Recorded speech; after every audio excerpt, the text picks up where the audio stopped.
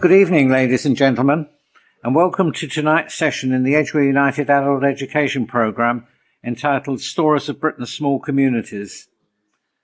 In Edgware, we live in a comfortable bubble where we have all the facilities that a vibrant Jewish community needs. There are 20 separate communities with over 30 different services on a Shabbat morning, numerous weekday minyanim and shirim, a mikveh, 8 kosher restaurants, 12 kosher butchers, delis, supermarkets, bakeries, fishmongers, and many other facilities. But most of the rest of British Jewry does not have the luxury of having all these facilities available, and people have to approach Jewish life in a different way. A report by the Jewish Policy Research in 2013, Thinning and Thickening, based on the 2011 census, found that there is a pattern of population thickening whereby a few core select areas in which Jews live in the UK are becoming increasingly concentrated, as is the case with our London borough of Barnet and the adjacent Hertsmere. But at the other end of the scale, many other areas with Jewish population are experiencing declining numbers as a result of movement to those core areas or to areas with no Jewish infrastructure at all. And when the final figures for the 2021 census are available, we shall almost certainly find that this trend has continued and probably accelerated. Fortunately, we have an organisation which cares passionately about the future of small communities and linking up Jews in isolated areas with no formal community structures, the Jewish Small Communities Network, and it is led by its seemingly tireless chief executive, Ed Horwich, its creator, who acts as a commentator and activist for the small Jewish communities in the UK. His organisation serves 55,000 Jews living in or near 100 plus communities, focused in 72 towns spread across the UK, 20% of the total Jewish population. The JSCN supports their resilience through expert help and bringing communities together. So over to you, Ed, to relate your stories about Britain's small communities. Thanks, Spencer. That really was a fantastic summing up of what Jewish Small Communities does. I'm Ed Horwich. I'm Chief Executive. Somebody called me Chief Executive, so that's what I am, of Jewish Small Communities Network. And this really is the first time I'm giving this talk. So my apologies for any little hesitancies or anything that goes wrong, but you're my guinea pigs tonight. When I used to talk, previous talks about Jewish Small Communities Network and the work we do, it was about the projects and the this and the that and the other. But really what excites me and what excites people listening about it are the stories from small communities. And so that's what I'm going to talk about tonight. Because really, I mean, there's been a certain amount, people are becoming more aware about the communities that are out there around the country. But what does it feel like? What does it look like? And we've done some projects over the years, and we've spoken to an awful lot of people, an awful lot more people, indeed, over COVID than we have done previously. And so people just got to know that a little bit more. And we've got to know more about them. So some of the stories have come from some of the projects that we've done. Other stories come from just things that we've picked up every now and then from just talking to people or people talking to me. So I've got quite a few stories and a few things about one or two little of the projects and how we've done things over the years. As Spencer Nathan said, there are these days 100 plus communities. Now then, you might get more than one community in a town. They might not be connected to one another. So we treat them as individual communities because that's how they want to be treated.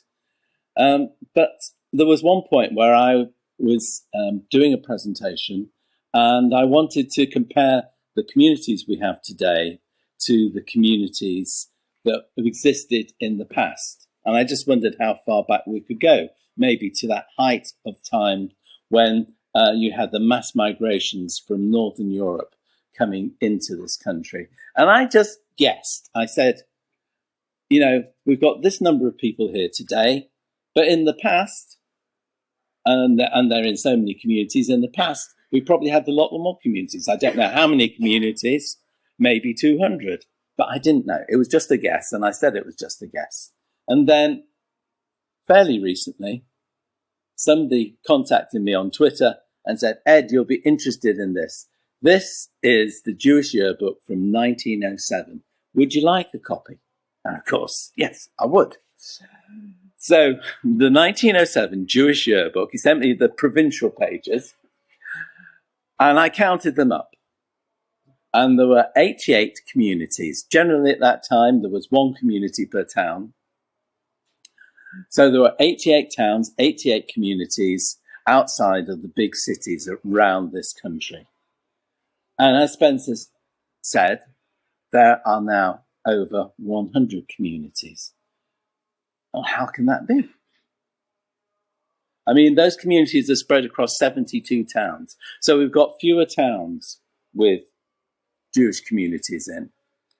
And that's, what, a difference of 16? You can say that half of those, at least, are lost from the Welsh valleys, where you had little steebles. So just to give you a slide with those numbers on again, those are the numbers that we're talking about. And when we're talking about a community, we're talking about either a shul, or we're talking about a group of people who meet regularly to do Jewish things, to hold a service or to hold a cultural event. Probably one of the smallest communities that we've got is on the Welsh borders in Welshpool, which has about 6 people. And they meet in somebody's house once a month. But they're busy doing some fantastic work. They go out to schools talking about Judaism, Jewish life, giving an insight into Judaism and Jewish life to non-Jewish pupils. And that's really important. And we'll come back to that a little bit later on. But you can see from the picture where all these communities are. They're dotted all over the country, from Aberdeen up in the north, over into Cork. The Cork community is reinvigorating. It sort of died a death a couple of years ago. It's coming back to life. Down to Truro, down in the southwest, Ramsgate, over on the eastern southeast, and just dotted about all over the place. It's a Jewish life.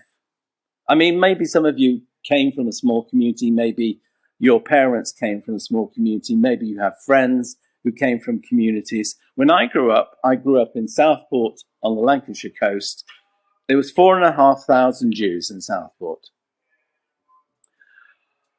In the 1990s, there was about 300. And so you can see that there is still Jewish life. We'll have a little look at Southport later on. But in nearly every single one of those communities, you have as rich a Jewish life as you have here in Edgware, one of the biggest shuls in the country.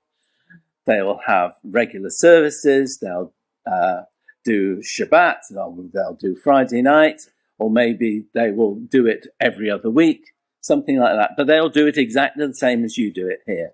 And they will have all their, everything in the shul. People will arrange deliveries of kosher food.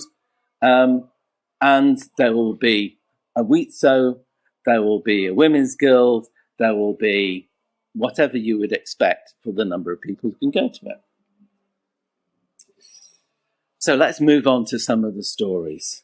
And now then, from 2020 into 2021, we did a project, and that's the cover of the book that we did for the project, Connecting Small Histories. And we looked at 6 locations around the country. And one of those locations was Somerset. And our researcher, Jane Warner in Somerset, said, I know what story I'm going to pick out about Jewish life here. I live in Taunton, and there's a guy who was Jewish who was very important in Taunton. And I want to find out more about him. His name was Meyer Jacobs. He was born in Canterbury. He came from a very entrepreneurial family. His parents and his siblings all set up businesses in different places around the country. And he wandered around setting up different businesses until he settled in Taunton. And when he settled in Taunton, he created a bit of an earthquake. He created so much business that all his suppliers, all the service industries around him, all picked up in business. Now then, Taunton had lost its status as a borough council, and it was on the down. But Maya Jacobs came along, and it started to be on the up. So much on the up that they were given to permission to create a borough council once again. And they decided to create the council and to elect the first ever mayor that they'd had. And the first ever mayor of Taunton was Maya Jacobs. And he wasn't a shrinking flower. He didn't hide his being Jewish. He was very, very proud of being Jewish. And everybody knew it.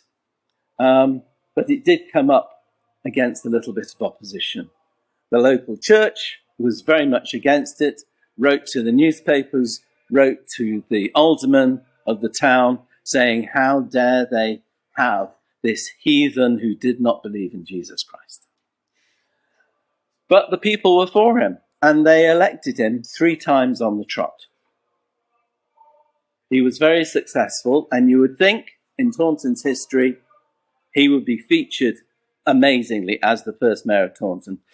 He barely features in Taunton's history, except in some obscure books. He does not have a blue plaque on the house where he lived, even though we know which house it was. There isn't a gravestone on his grave. But Jane is trying very hard to get that righted. And there is a filmmaker, maybe you saw a film about the history of the bagel. The guy who made that film is busy making a film about Maya Jacobs and hopefully is resurrecting that history. But I tell you what, you might think that Somerset is a long way away and a long way away from the nearest bagel shop, which it is. But every week I get emails saying, we're thinking of moving to Taunton, to Somerset, sometimes Taunton, and we want to know about Jewish life there.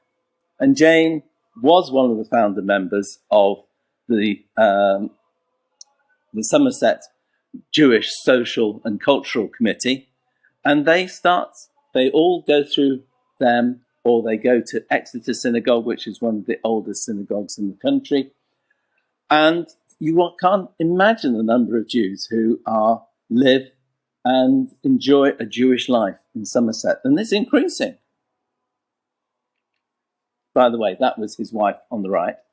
There is the Borough Council, the first corporation of Taunton, and Maya Jacobs in the middle, 1877. If you want to read that story in more detail, or you want to read any of the other stories that are in our book, you can actually read it online on the website. And if you can't see it there, then I'm sure we can send you details afterwards. Let's move up to the Lancashire coast. This is St Anne's on Sea. That's its lovely synagogue on Orchard Road. And the lovely interior of it. I think there was some special occasion. They don't often have so many black hats in St Anne's on Sea. But St Anne's on Sea has a lovely, vibrant community. Like many small communities around the country, it's on the older side. I don't think there are any young families there, although I think they did have a bar mitzvah there at some point recently. And the shul is, as you would expect in many places in this country, an Ashkenazi shul. The shul was built around 1959, 1961, around that time. But it wasn't the first Jewish community in St Anne's on Sea. St Anne's on Sea used to be a Victorian, Edwardian, very beautiful resort, as you can see in that picture postcard. And in the first decade of the 20th century, early 1900s up to about 1920, there was a very vibrant community there. It was entirely Sephardi, mostly coming from Syria, Aleppo, a few from Baghdad in Iraq. That's a picture of my mother in St Anne's Centre. being snapped by an itinerant photographer, as they did then. They tried to flog you the photographs afterwards. My family lived there, I knew, in the 1930s and 1940s, before my mother got married and moved to Southport. That time, in the 1930s, 1940s, it had already become an Ashkenazi community. But back in 1910, round about that sort of time, it was led by this chap. This is Joseph Schmooha. Joseph Schmooha is a Baghdadi Jew. He came to this country from Baghdad at the age of 14, came by himself without his family, and he started to work for Barclays Bank. He rose up, he was very successful, and he rose through the ranks, and most of his clients at the bank were cotton merchants. Most of the Sephardi cotton merchants were dealing in grey cloth. My family was dealing in grey cloth. That's cloth before it's been bleached or dyed. And one of his clients was not an Arab speaker, and he enticed him away from Barclays Bank to go and work for him, to be his agent, to communicate with his clients in the Middle East, in Egypt and in Syria and Iraq. And he was very successful working for this guy as well. And he rose up, he made a fortune working for him. And at the age of 24, he left to set up his own business, which was also very successful. By 1914, the outbreak of the First World War, he had made a fortune. He pensioned off his staff. He gave them a pot of money to go off, and he said, go and fight for your country. And he offered his services to the British government. They snapped him up because he had huge connections in the Middle East, and they wanted to keep those Middle Eastern countries on side during the First World War. And he travelled as an envoy, as a trade envoy, and he became very friendly with the King of Egypt, King Farouk. And he suggested that this idea of draining the swamp so that you could put in a better road and rail connections between Alexandria and Cairo. And the king wanted to give the land to Schmooha, but Schmooha thought better of it, and he paid market price for it. We could see that would be problems if it was a gift. And he put in the new road and rail links. But not only that, he had a complete urban development plan and created a new city around it. And he went back to the king and he said, I want to call this Farouk City. And the king said, no, you're going to call it Schmooha City. And it's called Schmooha City today. They have one of the best football teams in Egypt. And sometimes if somebody from Schmooha City comes across one of the family members, they say to them, you're named after our city. And Richard Schmooha, who is really his story, if he comes across that, he says, no, your city's named after my grandfather. You can read about that. You can buy the book that Richard Schmooha has written about the whole project on Amazon, and that is it, the Schmooha City Venture. That is the man behind the first community in St. Anne's, but it's a thriving community if it's an Ashkenazi community today. Now then, maybe you're asking, okay, you're busy doing these projects, how do you get to do them? Well, most of the money for that project and some of the other projects comes from things like the National Lottery. They have different strands. This particular one we got from the Heritage Fund, but we also get from the Community Fund, and there's various other funds you can apply to as well. But they only provide so much. Some of the balance of the projects is made up through volunteer hours. So about 20% of the budget in terms of man hours spent is made up through the volunteer work, our researchers and various other things that volunteers do for us. But then we have to go out to donors to actually get hard cash, because without them, the lottery won't actually give us any money at all. They want to see involvement by people who are interested in the project, by community members. So it's not an easy task, but we get there every now and then. These are some of the projects that we've done. The book I referred to, Heritage Detectives, was also out of the same project. It's an activities book for Key Stage 2 and Key Stage 3, which has gone out to 200 non-Jewish schools. It's all about learning what your heritage is about by looking at your own family and looking at people that you know around you. The podcasts that we do, which we have very successful number of over 30 podcasts out there currently, and we're going to be doing some more. And then the in-person meetings that we do. Those are just a few of the projects that get funded. Now, I mentioned Southport before. This is Arnside Road Shul in Southport. It's the one that I was brought up in. It's a beautiful shul from the outside. It's a beautiful shul from the inside, but you'll see that in a minute. But there's a link with St. Anne's. That's one of the foundation stones. It says, this is the treasurer of the building fund to create that shul. That shul was opened in 1926. The guy who drove the project, and it was a relatively small community then, it's an 800-seat shul. And when I was young, it was so full that there were 4 other services around the town for Yom Kippur and Rosh Hashanah. It says the treasurer's name was Sidney Sharma, Esquire. Sidney Sharma was Salim Sharma. Salim Sharma was a guest at my grandparents' wedding. He was born in Manchester. He lived for a time when he was a young man in St. Anne's and went to school with my grandfather. And he also lived in Liverpool, but then he also lived in Southport. And when he lived in Southport, he really drove this project. And it's a result of him, and I think there was a couple of other Sephardim as well in Southport at the time, that although it's an Ashkenazi shul, and always has been, there are many Sephardi minhags within the regular service.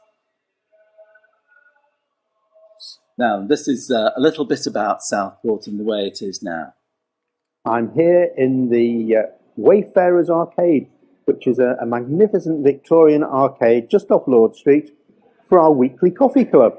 A number of our members come along each week just for a very informal social chat, and just for an hour, and it just breaks up the day, breaks up the week. It gives us an opportunity to get together and catch up on the local news, local gossip, and anything else that's going on in the town. Community in Southport really burgeoned in between the world wars. A lot of people came here. Now many of our family have left. The children go to university and don't come back to Southport. But those that are left still enjoy a magnificent synagogue with all the facilities that benefit a larger community. And now that we're part of the United Synagogue, we are assured of a long-term future here. I mean, I moved to Southport in 1978 from London, and all my family grew up here. And Southport is a very unique place. The quality of life is fantastic. The community within Southport, the Jewish community, is a very close-knit, helping community for anybody who comes to the town.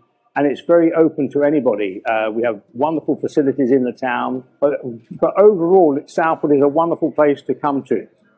My name's Sharon, and I was born here. I lived in London for 6 years, and then I brought my husband up to Southport, and we've lived here for quite a long time. And we like it here. We don't really want to move away. It's a very nice place, a nice community. Everybody cares about each other. And there's lots of nice places to go around here.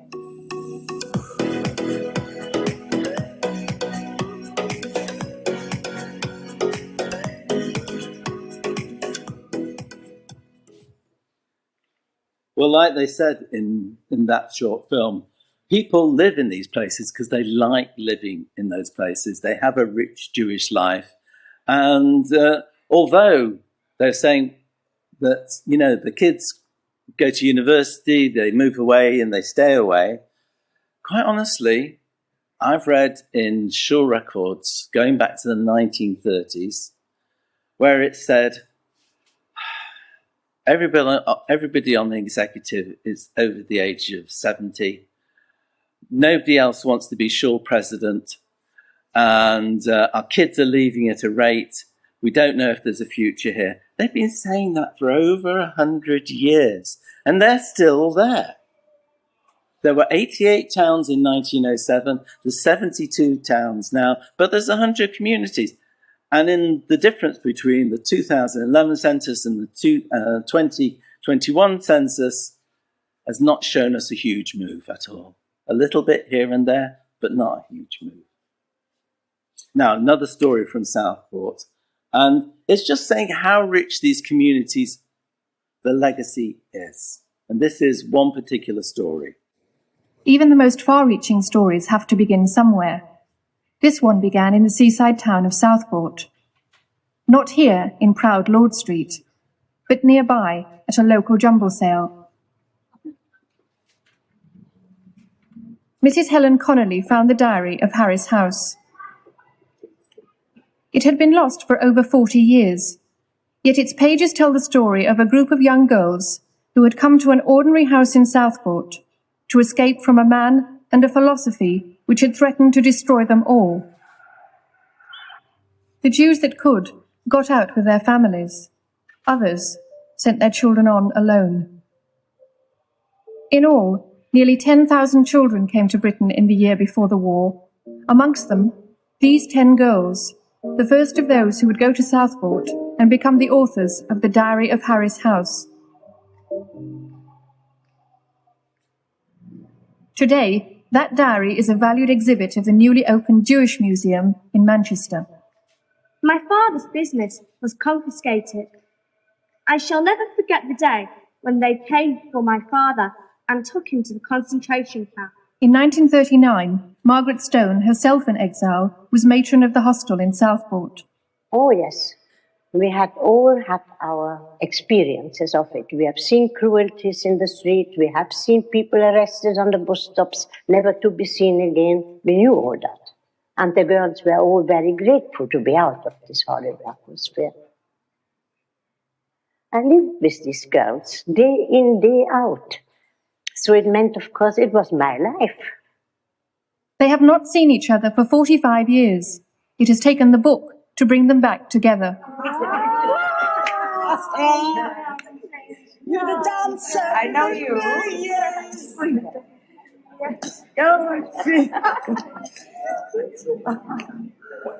Oh, Margaret. Yes, hello. How are you? And I turn to the back page and I start reading Harris's House and I start reading names. No, that's my writing. Yes, that's my writing. That's writing is beautiful. That's to see them looking well, healthy, strong, and happy is really something, the feeling I cannot describe, of happiness and pride, and it's a wonderful feeling. It carry me through the rest of my life, even if I don't ever see them again. It will be an unforgettable moment, having them again around me. I saw in my mind's eye the actual setting. I saw them running around in the house and in the garden. For me, as I said, they haven't changed.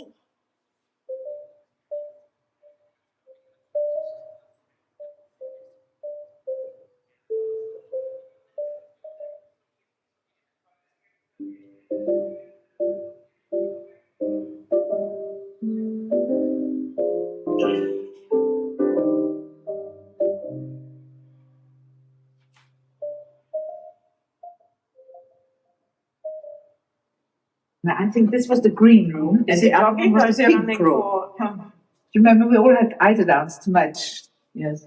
Yes, it went down. something down. There were some steps going down. Yes. Where the garage is now. And that's where we played. Yes. That's where I cycled. Yeah. You remember these stairs? I remember the steps. I didn't remember they were white. Well, they didn't seem so steep when we were 14, I can tell you. As a place of exile, Southport had obvious attractions.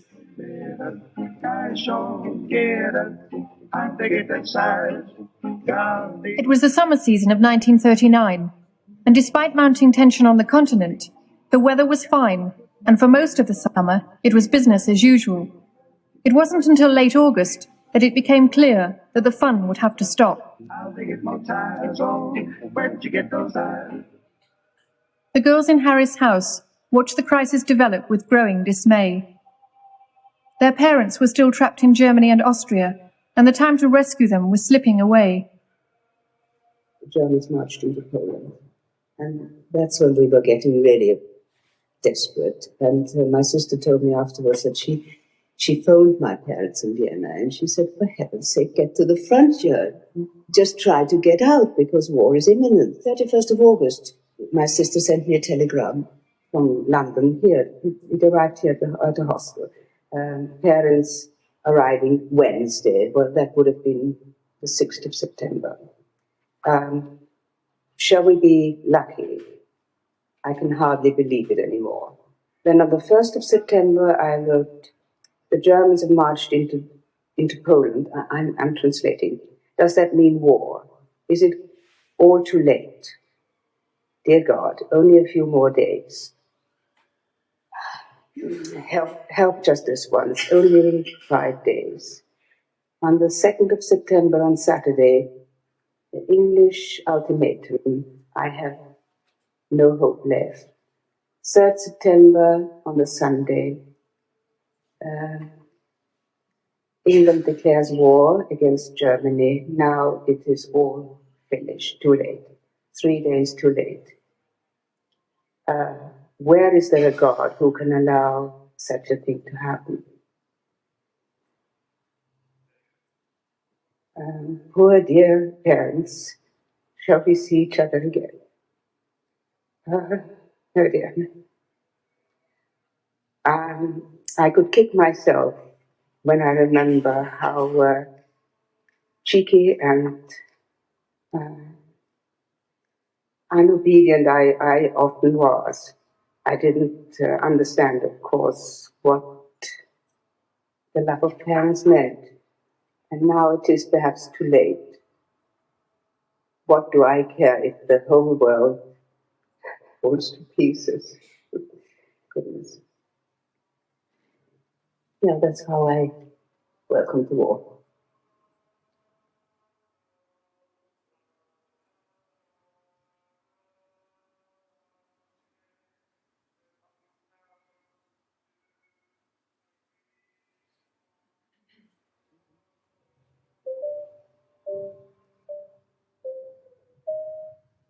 I often wonder why people make the extreme sacrifice to have sent their children away.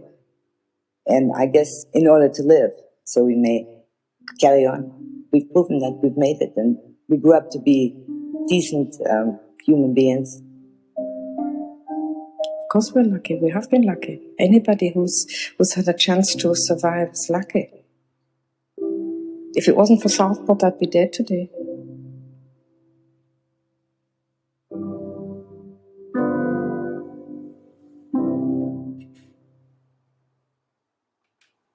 Well, that's perhaps a story which is unique, but it illustrates the rich texture that we have as Jews in this country. For whatever reason, that's a particular story about the Holocaust, about the wars, and about those girls. That story is integral to the community of Southport. It didn't happen by itself. The rabbi of Southport was very keen on creating this project to happen. Everybody in the community was part of it. It's called Harris House because the family Harris lent or rented that house to the project. That house is just down the road from where I grew up in my family house. It's 5 minutes walk away. And ironically, just on the right-hand side of the house, you can see in the sunny picture there, if you walk for 2 minutes, about 200 yards down the road there, goes towards the coast, and that's where there was a wartime airstrip. I used to play in the abandoned hangars and the gun emplacements there, just around the corner from the hostel where these girls found sanctuary. But these stories about communities around the country, whether they are about a story like that, or whether they are a story about the first community somewhere, and I've got a few more stories about from different places to tell you about briefly to come. They're important. They're important to you here in London because you might say, well, you know, most of the Jews in this country are in London. How many are there here? 180, 200, 250,000, depending on what your estimate is about how many Jews there are here. And what is it about the small communities? Are they even Jewish? Well, I think we're getting to know that they are Jewish and they live the same rich Jewish life. You know, they have their faith the same as you have, exactly the same. But also, if they weren't there, there would be no connection with the wider community. The wider community would not have a chance of understanding what it is like to be Jewish because there would be no Jews to talk about them. One of the biggest things that we do, and it's something that I give a whole talk on, so I'm only going to mention it briefly tonight. One of the big things that we do is that we match schools with communities so that those non-Jewish schools can receive talks on Judaism and Jewish life. Over the last 5 years, we have facilitated around 640 schools having talks or visiting synagogues, and that's reached just under 50,000 pupils. And all those pupils will have a much better understanding about what a Jew is. They won't be worried about this big black hole in their knowledge. They won't be scared about the Jewish person. They'll understand the needs and the fears of what Jews go through every day. But let's move on to some more stories. This is a map of the Jewish community as it's wandered around Bolton, which is just north to where I live now in North Manchester. It's not that far away from Manchester. It's a community which is not there anymore, although there's probably a few Jews living there, but there's no community in place. But there it was, a community once upon a time. And just as an interesting illustration of life there is, you know, they have a life president in 1909. There's a whole president's board full of presidents. There was a rich Jewish community going on. But like a number of towns in the area, Blackburn and Burnley, Oldham, Wigan, there weren't enough Jews there to have a Jewish shop, to have a Jewish butcher, to have a baker or anything like that. So the kosher butcher would put the meat on the train on the Friday morning by itself, not accompanied. It would go all the way up to Bolton and somebody would pick it up at the other end. Now, if it was a bit of a heat wave like we are now, it might go straight in the bin, but because there was no refrigeration. But there was always Jewish life. And I have to say that, you know, people will go to any extent to get their kosher food, whether it's in Somerset, whether it's in Aberdeen, wherever it is. Now we're helped out a little bit by refrigerated Ocado deliveries. But, you know, they were as inventive then as we are now. Now then, the chief rabbi just beat me to this story. If you follow the chief rabbi on Twitter or on Facebook, he visited, because it's the 200th anniversary of Cheltenham Synagogue currently. And it's a beautiful Georgian interior to this synagogue. And it's a very vibrant community, although an elderly community like many. But the furniture in there is actually older still than the synagogue. It's the oldest synagogue furniture existing in the country from an Ashkenazi shul. And on the right, I think it is the prayer for the royal family. And that prayer, that framed prayer, goes back to 1729, we think. It was both the furniture and the prayer came from, I think the furniture came from the new synagogue in London, which fell out of existence at a certain point, and that Cheltenham acquired it. And the prayer for the royal family came from the Great Synagogue in London. But it's a great place to visit. I haven't visited yet. I hope to soon. More places. One of the seats of the most famous blood libels is Lincoln. And this building is called Jew's House, and it's where it's thought was the synagogue. It's above a bookshop now. But there is a thriving community in Lincoln. It's a liberal community. But in 1907, in the yearbook, the seat of the community had actually moved out of Lincoln, was in Boston. But now it's back in Lincoln, and it thrives. In York, well, we all know about the massacre at Clifford's Tower in York. That's Clifford's Tower. It's a very famous landmark, 1190.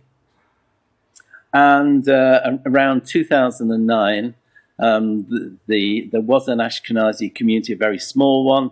The synagogue was in a one-up, one-down building. And it had really fallen out of existence, the community. But there was a community of people coming together around the academic staff in the university, and they decided to reform the community, and for pragmatic reasons, they decided that it was going to have the best chance as a liberal community. But now they are very, very involved in the York life and very involved in the restoration. As you can see, it's recently been opened, Clifford's Tower. It's got an amazing interior, and they were consulted on all the work going on there in relation to the massacre of 1190, and to make sure that it was prominent within its history. And last Hanukkah was the first time that Hanukkah candles have been lit in Clifford's Tower. So they're very, very involved there.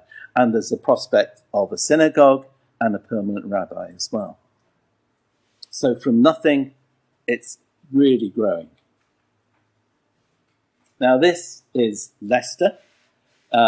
This beautiful small synagogue in Leicester. Typically, communities around the country these days are around 100 or 80 members, something like that, 120. And that is the case in Leicester. Now, Leicester had refurbished its building a number of times, and one of the reasons for refurbishing was to make sure that they could keep the doors open, not just for the community, but for all the schools that visited the synagogue. And they mentioned this to somebody who happened to work for Heritage Lottery, and they said, well, we just want to refurbish this and refurbish that. It was probably about £100,000 project. And they said, well, we don't really want to fund a £100,000 project. Can't you think a bit bigger? Can't you create an education centre if you're welcoming all these schools? And so over a period of 10 years of considering it, and then 5 years in writing, and very sadly, 2 people who authored the bid actually died during writing it. They were awarded £1.2 million to refurbish the building. That's the way it looks today. The building at the back was the Cheder building. It wasn't connected to the shul. They've now connected it with a new atrium, and they refurbished the whole of the shul so that people can enjoy it. Now, the community has benefited by having a completely refurbished shul. I suggest you go to the website, but we'll have a little look on a film in a second. But go to the website where you'll be able to enjoy the pictures a little more easily. But this, let's hear from Sam Bosley, who's the centre manager. He's not Jewish, by the way. Everybody thinks he is, and I wonder why.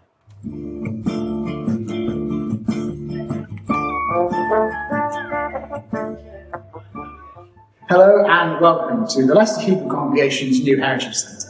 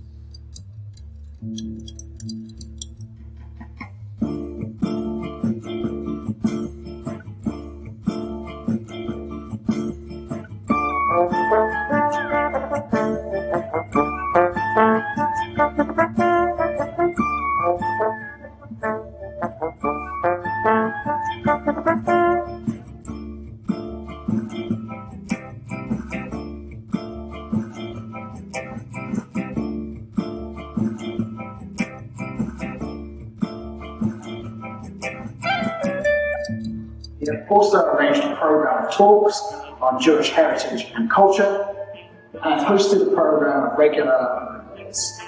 Since the outset of this project, we have welcomed almost 900 adult visitors to Heritage Centre. The capital works and improvements to the building here have also greatly benefited the Leicester Keeping Congregation itself. For instance, since the centre was opened, there's been a regular lunch club meeting here in this room. These opportunities provide greater scope for the community to come together and also reconnect with their heritage.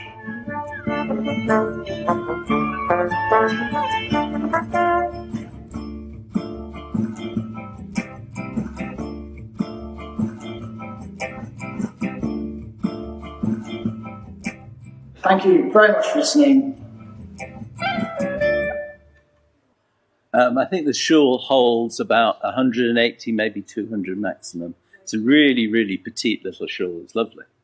So that's some of the stories we've had, but we can't do any of the projects which help us talk. And I followed that project with Leicester, the lady who was leading the bid writing for it for several years. And she's helped me by coming to some of our meetings and telling people about the work that's going on and showing other communities just what can be done if you decide you can do it. Because many people could just give up and say, well, you know, that project, how on earth can a small community like ours achieve that? But it obviously is very achievable. Here are some of the things that we get involved in.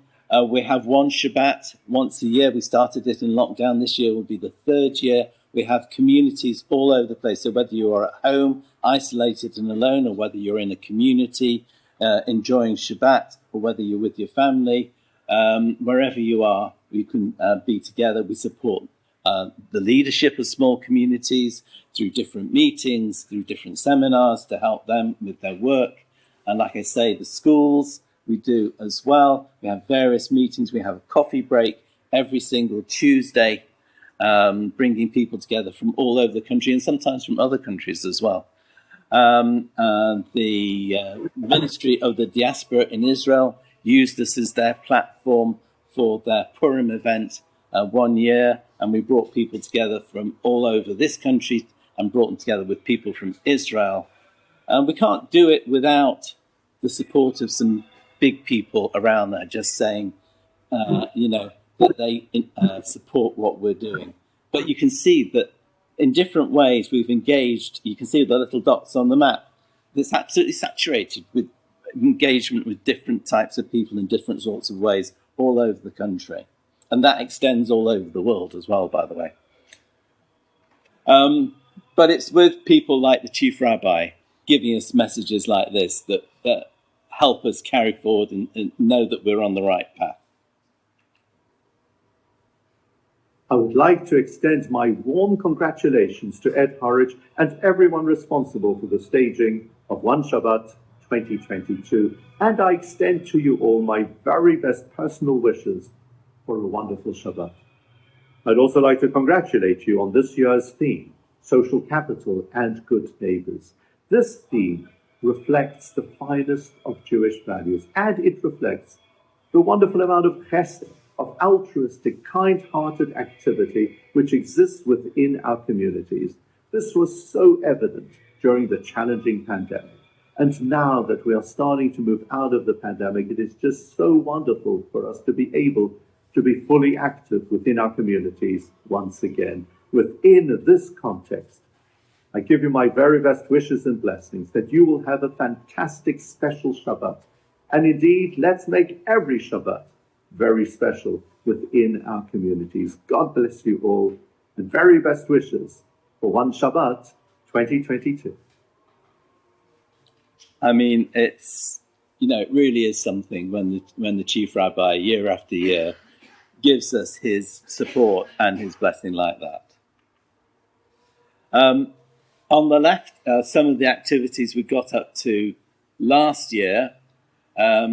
You can see that there's the slide that I mentioned about the schools that we connect with, but also we really brought the Holocaust Centre north to the world through one of our meetings. We got a fantastic audience on the night, and we get fantastic audience through the recording on YouTube.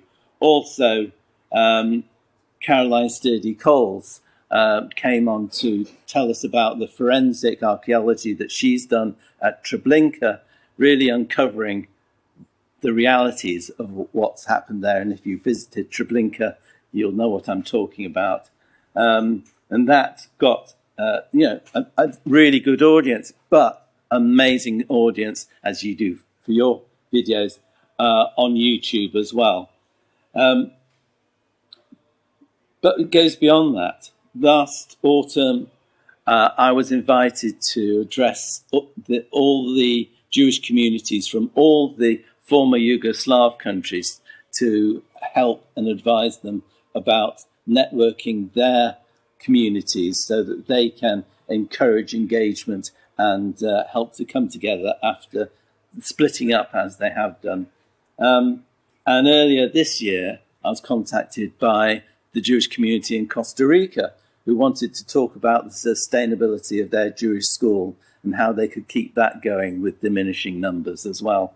So small is an open door in this country. That's where we're focused, but it attracts from all over the world as well. These are some on the right of the activities that we're going to be doing this year. We have build an annual summit for our small communities. The first one, which is going to be talking about well-being and welfare, because that's really the top of their agenda, as it is with so many people, but never really gets shared and discussed on a large scale. We're going to be doing the second of our education conferences. We ran the first one October last year. We're bringing together people who are doing Judaism talks and tours of their synagogues for schools and adult groups. And they were all doing it off their own bats and had never talked to one another before. So that's the second one of that. We'll be having an extended program for our leaders with inspiration and ideas for them. We'll have the third one, Shabbat, as I said. We have initiated a project with the CST about helping people understand and deal with Semitism when it comes into their lives. It's a workshop, it's an interactive workshop. CST, I had a meeting with, and they said, Ed, is there anything extra that we can do for you? And I said, really? Can you tell people what happens when they send in that report or that complaint? When something has happened, they're worried about something in the press or on Facebook, or their best friend has suddenly said something rather awful about the situation in Israel, and they've become rather anti-Semitic. What do they do with that? What happens when you complain and you think, well, somebody's going to get prosecuted for a hate crime and nothing happens to it? Why doesn't the CPS deal with it? I said, right, okay, how would you like it to run? So we brought this workshop together. We piloted the first one in Liverpool with all the Liverpool community, and it went down really well. We got fantastic attendance and a fantastic feedback after the end of the evening. So we're going to be doing more of those. And like I say, if you haven't got Jews around the country talking about these things with the wider community, then who is going to help combat anti-Semitism? So having people out there in the country helps you as well as helping them have their ordinary Jewish lives there. And we've got rolling programs doing various other things as well. So that's what's coming up for us and what we hope you'll help support us, whether it's talking to other people, telling people to get involved, or whether you can get involved in any practical or supportive way. We're going to be looking for a group of patrons who can be activists on our behalf on the top levels, who are willing to advocate in places that we can't reach. We're looking for major benefactors. If you've got anybody you know with quite a lot of money in their back pocket, please put in a good word for us there. We do have one or two large benefactors, but quite seriously, we need several. But everything that we get is really, really welcome, from the smallest donation. And we're looking really for, if you can help us find 200 people who are just willing to give £10 a month, that would mean that amazingly that we could support many of our project bids, we could say people have put their money where their mouth is. Now you can give us the big bucks. That will help amazingly. I'm not asking you to help us, but if you can spread the word, but if you want to help us directly, you can, of course, and we very much appreciate it. Just go to the website, we've got the links there. I'm sure the link will be available. You can just Google Jewish Small Communities Network and it comes up first all the time. But I just want to leave you with just a bit more of a flavour, a short film about what that rich Jewish life looks like.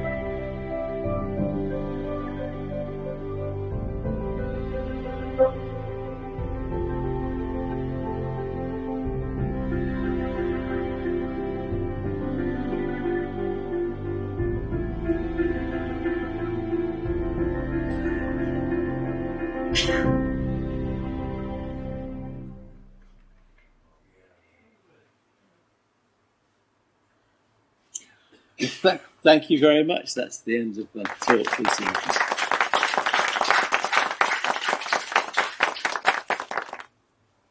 Any comments from people? Questions? Wasn't there at one time somebody called Reverend Malcolm Wiseman, who went around various Jewish communities? Yeah, absolutely. He was billed as the Minister for Small Communities. He's still with us. He's rather poorly at the moment, unfortunately. But they are going to publish his, a book about his life soon. So that should be coming out, yes. Yes, so I have shared with Malcolm on a few occasions. When is a community a small community? What are the criteria? So a community can be quite sizable. Some of the communities we've got who are engaged with us are quite large, actually. But like I say, probably the smallest community we've got is Welshpool, which is about 6 people at most. But they form themselves together. When they're a small community, we say that if you don't have a Jewish infrastructure supporting you, that's really what qualifies you. But a lot of communities count themselves in because what we do is useful to them. So Bournemouth, which is about 2,000 people, Liverpool, which is about 1,800, Birmingham, which is about 1,800, all take part in what we do as well. So we don't say, no, you can't take part. We might not call you a small community, but you are valuable. It's valuable to you, and you're valuable to the other small communities. Is your strategy different for the communities that have a proper infrastructure and those where people lead isolated lives? I ask that because during lockdown, there was a couple of Shabbos service, for example, online, and people were asked, where are you viewing from? And it would often be places that you wouldn't associate with any Jewish life at all. I'm always getting surprised by the places that people come out from and say, oh, we live here. And I got a phone call one day, this is going back a few years, way before COVID, from a family in Shropshire saying, we always followed you, but we're a Shomer Shabbos family. And I'm going, you're a Shomer Shabbos family in Shropshire. How does that work? How do you get to shul? And say, well, we do Shabbos at home. We make sure that Shabbos is like going to shul. It's a full Shabbat for our kids, our young kids. And we bite the bullet every now and then. If we have to go to shul, we're pragmatic. We make it happen. And so people around this 55,000 people who identify as Jewish around the country, some of them are full-time engaged with the community, with synagogue. Some of them are only engaged once every now and then, maybe just for Yom Kippur, maybe not even that. Maybe it's for a wedding or a bar mitzvah. But sometimes it's at the point of, or actually at death. People want to remain connected to their Judaism, and we're constantly getting requests from spouses or from funeral directors saying, please, can you send along a rabbi? And usually we can manage to do that. A social worker got in touch a little while back in Wales and said, we have a Jewish client, they've been in care all their lives, all their family have predeceased them, there's nobody left, but in his documents it says he needs to have a full Orthodox Jewish funeral. We know that there might be a space available in a certain cemetery, but how do we make this happen? And we got together with Ms. Askin, who we have quite a close relationship with, and we had a full Orthodox funeral with a full minyan for this guy. I don't know if this is in your section, but with small communities, when they break up, do they dissipate, or do they leave the religion or community and go, or do they join other communities and carry on with the Jewish religion? Generally, I can't speak for the individuals, but generally speaking, most people are Jewish, remain Jewish in whatever way they want to be Jewish. So if you take Chester, which at one point had a synagogue, still has a Jewish community of sorts. I mean, one of the pictures on there was lighting the Hanukkah. I mean, the Chabad went down and made it happen, but the community came together to celebrate Hanukkah. So many of that community will actually belong to synagogues in Liverpool or Manchester or something like that, or they've got family down in London, so they'll be coming down to London for the Yom Tovim. So people retain their Jewishness and will do it in the way that they feel that is fully Jewish to them. Thank you very much, Ed. There were two synagogues you mentioned, St Anne's, which I believe not long ago Blackpool closed and merged with St Anne's, and the other one I'm thinking of at the moment is Bournemouth. Both of those synagogues, very nice historic buildings, but both are up for sale because they're having to, in order to maintain the community, they're having to downsize. It's quite a common feature, and I think one has to be very well aware that it's never a static state. We're constantly, as a community, changing all over the place. Some are growing, some are declining, and we have to be well aware of that. And you know, your talk, similar talk to this, in 6 months' time, may well be different in some respects. Well, actually, probably not. Now, Rabbi Sachs, when he was chief rabbi, came to Southport. In fact, that was part of the stimulus to actually start Jewish Small Communities Network. And he said that, because Southport was celebrating, was it 100 years? And 120 years, actually. It was celebrating 120 years. And he said, well, you're really, really lucky, because most communities move on after 60 years. And I have to say that in places like London and Manchester, that is actually what happens. But where they move on to is about a mile down the road, and then a mile down the road, and then a mile down the road. So my father's parents got married in Holy Law Shul in Red Bank in Manchester. Holy Law Shul moved up the road a mile, to now it's 4 miles from the city centre from where it started. It's still Holy Law, it's still there. The community has moved. Cheltenham, it's been there for 200 years. Most of these places are just not going anywhere. There have been communities which have been lost, like Sunderland. Sunderland closed almost overnight.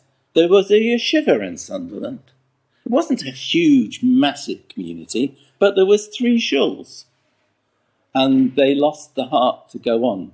The leadership, so I'm told, it's not my story, but this is what I understand, said, we can't see a future here. And everybody took their lead from that and left. Now then, the Sunderland community lives on, virtually, on Facebook, via, WhatsApp. They get together so many times. Many of them live down here in London. They get together at least once a year, whether they're living in Israel, whether they're living in London, whether they're living in Los Angeles, wherever it is. That Sunderland community is a huge loyalty, and they all regard themselves still as the Sunderland community. But, we'll all know places which have gone completely. Merthyr Tydfil has gone. Sunderland has gone. Barrow and Furness, if you knew there was a community there, has gone. We know that in the last couple of years, shuls have closed. Eastbourne has just sold its shul. Still a community, but the shul has been sold. Margate, same thing. Bournemouth, you mentioned. But they're not moving. They are resizing. Southport wanted to sell its shul building and repurpose it. Had huge problems with the local council. There's no preservation order on the shul building. It's beautiful. Southport council, not the councillors, but the council officers, just wanted to keep this edifice. There was no legal reason to keep the edifice. The community would have benefited by pulling it down, building some flats, building a smaller shul next door with much better facilities. St Anne's-on-Sea has a published plan to actually pull down the building, rebuild it with social housing, and apartments, a couple of apartments that can be used for visiting Rabbonim and things like that. They have that in their back pockets. They're not ready to do it by any means. It's a very vibrant community. They don't need to do it, but they're ready. They're planning for it. One final question. Do you have any views on twinning, either between the small communities or mentoring large communities for small communities? I think the Chief Rabbi's office had a project on twinning, and I have to say it didn't work. If I'm to be blunt, a number of places tried it. The people have had twinning themselves, which they started as their own initiative. Solihull gets together usually once a year with Sheffield. Over COVID, Southport has really got together with St Anne's quite a lot. It tried twinning with Bolton because a lot of people moved to Bolton. There was a schism in Southport due to one particular rabbi, who should be nameless, and many people moved to Bolton. But that really didn't have the momentum or the heart to it. But they built up a real bond with St Anne's. So those ones where they've actually done it themselves have worked. But I think the Chief Rabbi's scheme has sort of gone into the long grass a bit. But the small communities, really what they want is to be able to get access to the things that you take for granted in London and Manchester. And nearly every Jewish organisation has one job whose job description includes responsibility for the small communities, but they're not resourced to do it. They don't have the contacts. It's far more hard work. And usually their line manager says, get on with something that's going to get you results. And that's what happens. And that's where Jewish small communities comes in. We're quite often that missing jigsaw piece. But thank you very much for all your questions.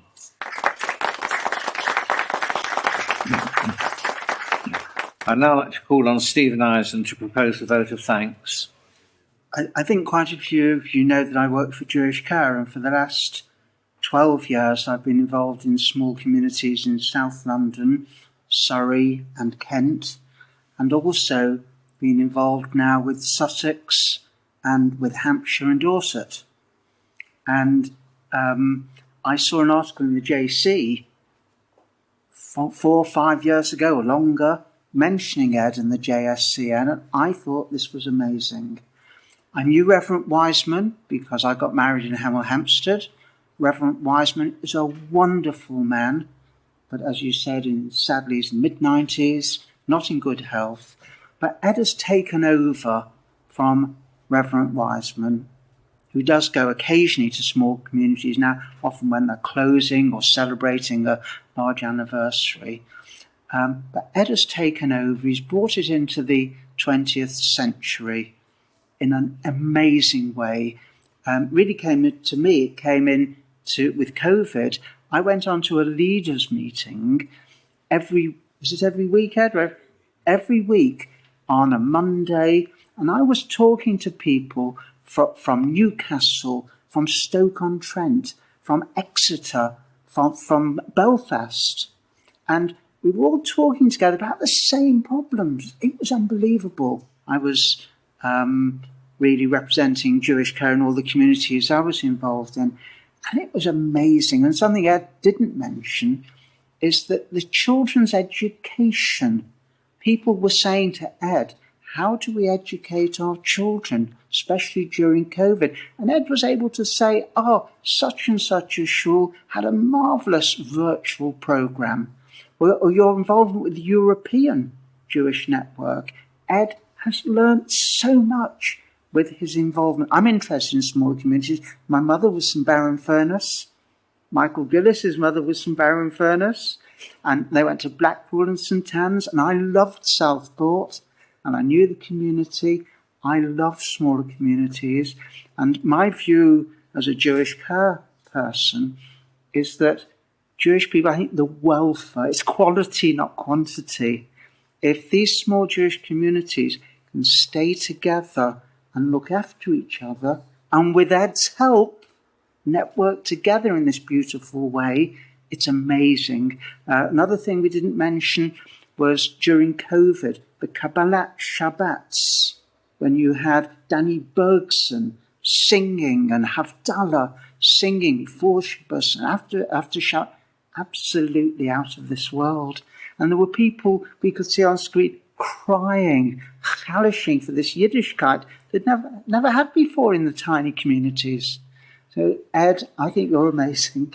I think your talk today was magnificent, and I wish you kol hakavod to the work you're doing, and please God you'll get more backing financially, because I just think the work you're doing is amazing. So thank you once again on behalf of Edgware Shul and Spencer for organising it. Thank you, Ed.